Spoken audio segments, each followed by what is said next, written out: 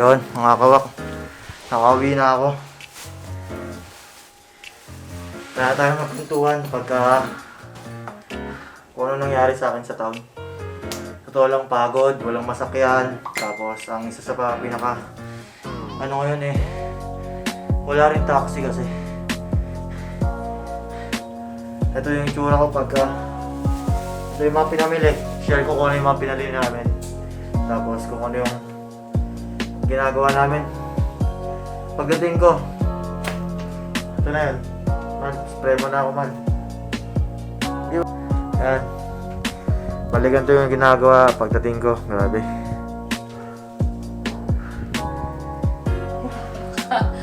Talaga daw din. Alcohol na 70%. Nakita ka mo. Wala ko.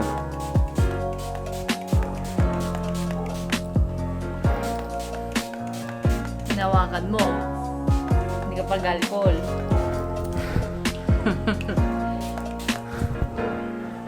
Gilid ka pa. Ha? Gilid ka ulit. Bata.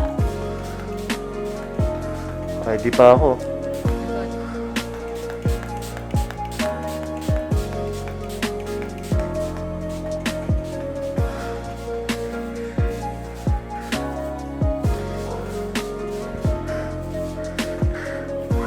Sabi, naliligo ako sa alcohol. At naliligo rin ako sa pawis sa dami na sa layo ng nilakad ko. Bali, ang oras na nakauwi ako 5:05. Yun lang mga kawak, kwentuhan tayo mamaya kasi kailangan ko maligo. At share ko kung ano yung mga pinamili sa palengke.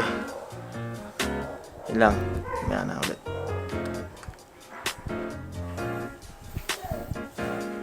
Kaya mga kawak, magkwentuhan na tayo kasi tapos na ako maligo. At si Mahal, maliligo pa lang. Hindi ako maliligo. Maligo pa lang siya Mamaya. O, ngayon. Mahal, intro naman natin dyan. Sarap buhay tayo dyan, mga kawak. Yan. Yes. Ikaw, maka-intro ka na, anak, ha. Yun, ito yung Ang lagkit ng buhok. papakita ko lang yung naging experience ko sa pamamalengke. Kasi dati madali lang mamalengke kasi pag mabigat, mag-taxi ka. Pag kaya mo naman, mag-jeep ka lang. Ano kasi parang limited talaga yung pwedeng sasakyan. At yung papunta din sa lugar namin kasi ginagamit ng service ng isang company na pinagtatrabuhan ko. Kaya nagantay ako doon mga ilang minuto din. Halos ang oras din ata yun. Pero walang masakyan. So ito yung itsura ng palengke. At ito yung mga picture lang kasi yung video kasi hindi ko ma-videoan dahil ang daming nagkalat. Sa experience ko, ang daming nagkalat na ano, tawag dito? Army. Oo, may mga checkpoint. Parang papasok ka dito, no? Hindi mo yun na-picture na video. Picture lang, hindi ko ma-videohan eh. May picture ka nun. May mga picture ako. Bali pagpasok, kunyari entry to, exit saka parang isang way to pataas, pero entry saka exit. Bawal yung pumasok yung mga sasakyan. Ang pwede lang pumasok tao lang. Lahat ng mga sasakyan, may parking lang silang pwedeng pagparkingan. Stricto sobra. Pwede meron din lang silang pwedeng pagparadahan na para magbaba ng tao. Meron lang din lugar para mag-antay ng taxi o magsakay ng mga tao doon. So, pag tinignan nyo yung mga picture, stricto talaga na itong daan, right, pakanan ay dyan ang entry point. Ito, exit. Tapos meron naman na curve na ganyan. Hindi ka pwede mag-entry dyan, exit lang yan. Punta ka doon sa kabila, doon yung entry. Papakita ko sa mga picture na ganun kahigpit dito, kaya pala until now, parang 5 araw na atang walang So tabi ka pa rin sundan. ng lanes, nakapagantay. Oo, nagantay ako doon pero walang jeep talaga. Pero saan nga? Saan ka naka ng jeep? Jeep? Ang ginawa ko kasi lumipat ako sa sakay ng Kias. Medyo malayo yun dito eh. Yun dun sa may Igorot? Oo, sa Igorot Park. Kaya pala. Tapos pagsakay ko sa Igorot, nagantay ako sa Igorot Park, sakto ako sa jeep kasi may social distancing nga, parang one seat apart kami. 6x6 lang, tapos bawal sa unahan, kaya parang 12 lang pwedeng isakay. Sakto ako sa pang 12 sa pila. Buti na lang nakasakay ako. Tapos nag-vlog din ako ng konti, pero cellphone lang kaya medyo shaky. Hindi ko alam kung maririnig din yung boses ko. At nirecord ko din kung ilan yung oras ako nandun. Parang 1 hour din ako nandun sa palengke. Gusto ko rin pakita yung mga pinamili ko. Kung magkano namin nabili. At ano ba mga mapapakita natin? At yung mga picture na habang nasa town. So, eto na mga kawak, papakita ko na.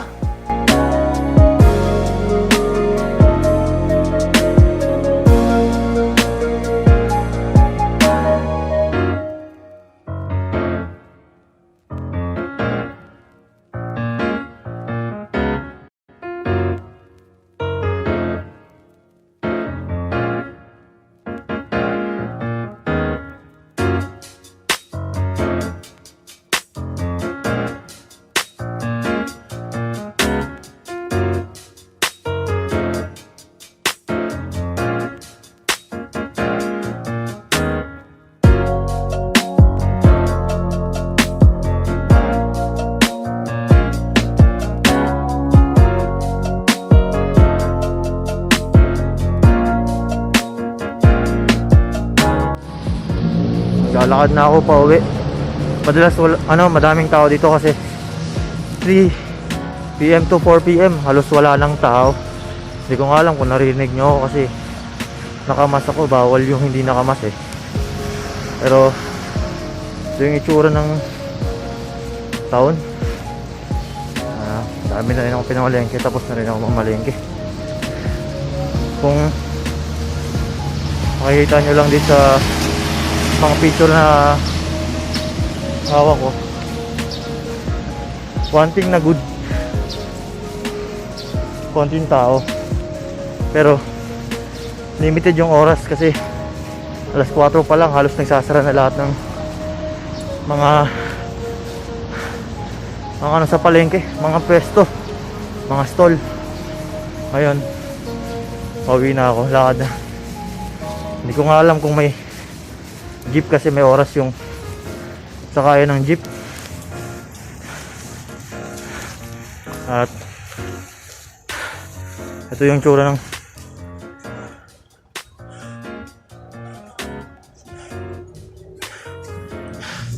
usually sobrang daming tao dito. Tas may mga taxi stand naman, pero mag-aantay ka.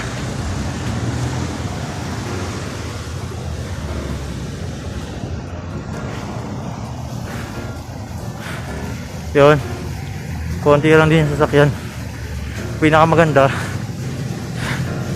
lahat sumusunod sa law ng traffic.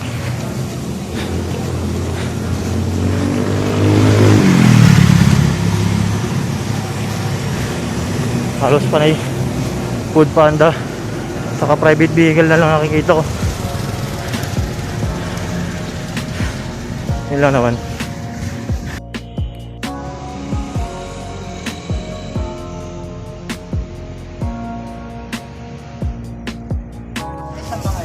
Bali, papunta kami ng ng sakay ng Pias ngayon.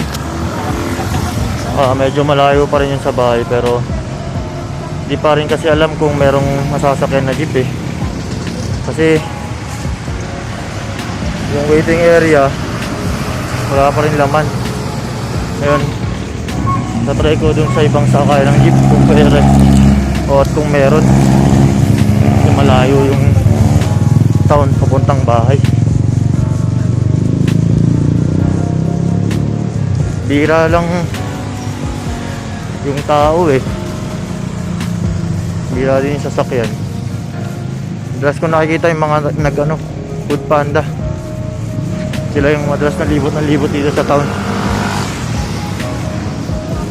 Yun lang hindi natin masabi ngayon yung sakay ng jeep.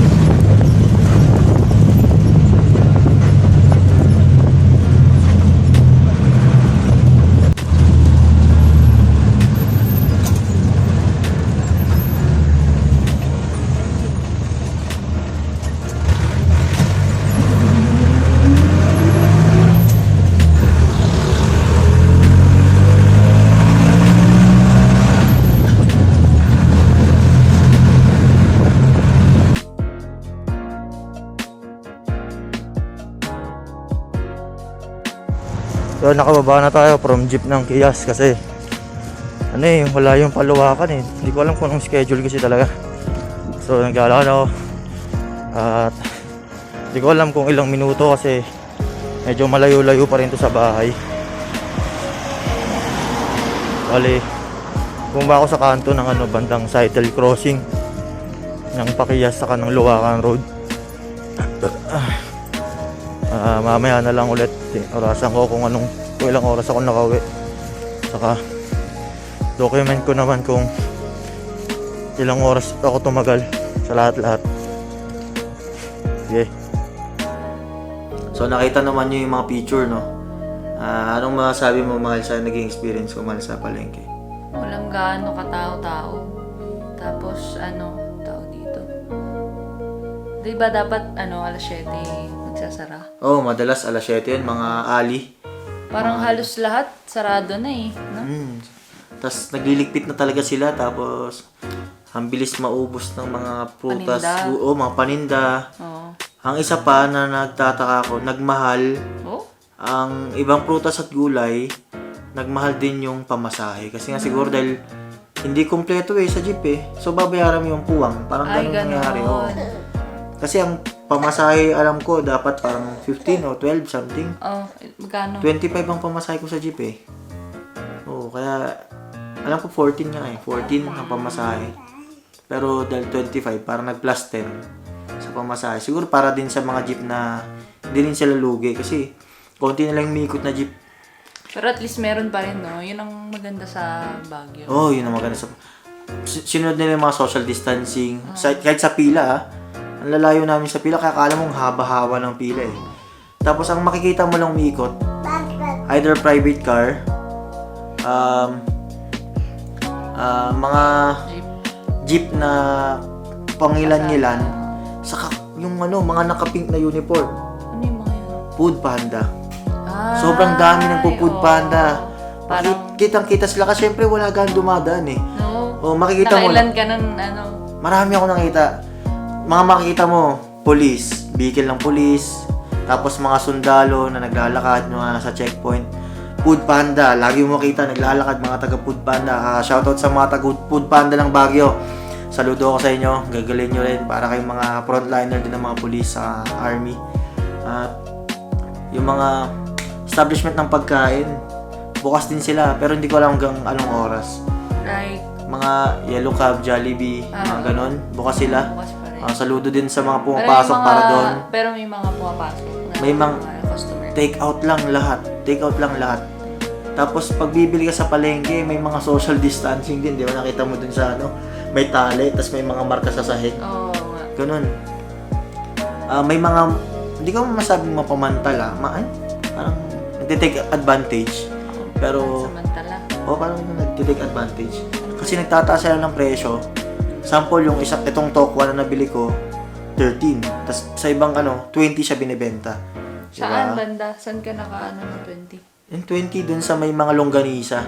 Kung yung mga nakapunta ng Baguio, sa Hilera nun, mga longganisa, benta dun Tokwa 20. Dun sa mga loob-loob pa, dun makakanap kayo, 13. Mamaya explain ko. Ito yung mga pinamili ko. Papakita ko na lang. Sa ngayon, Sabi yung mainit. Bali, dalawa tayong papakita ng mga pinamili. Ito, pakita ko yung mga pinamili namin Yun, ito mga kawak Ito yung mga pinamili ko sa palengke. Tapos, yung mga presyo nila. Chinat ko kay Mahal kung magkano eh. Ilang kilo to? Bali ito, kamote, 50 per kilo. 2 kilo ko binili. 50 per kilo? 50 per kilo.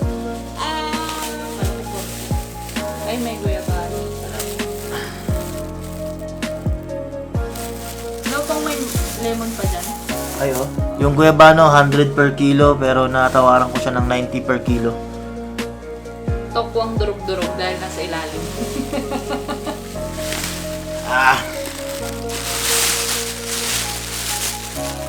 Ito, tokwa na durug-durug daw. Tokwa nga, medyo durug nga yung iba, yung nasa ibabaw. Kasi napisa eh, ang dami kong bit-bit eh. Nasa ilan yan? 10 pirasong tokwa, 13 isa, bali 130. Ano to? Kalamansi. Lemon. Lime. Lemon. Ayan. Ay, ang kamote pala 40 per kilo. Tapos ang lemon lime is 40 per kilo din. Dalawa yung binili ko. 2 kilograms, 80. Meron ba dito? Meron pa sa loob ng bag.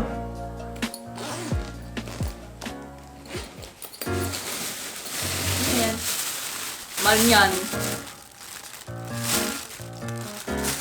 Ang luya is 200 per kilo. Pinakamahal to, pinakamahal. Grabe. Grabe naman.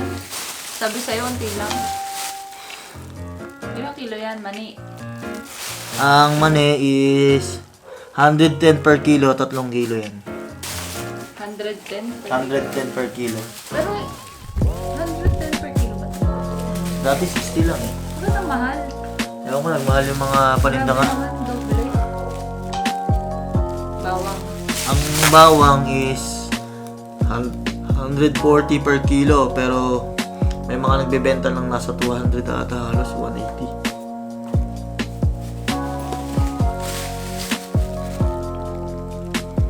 Sibuyas. Yon, ang sibuyas.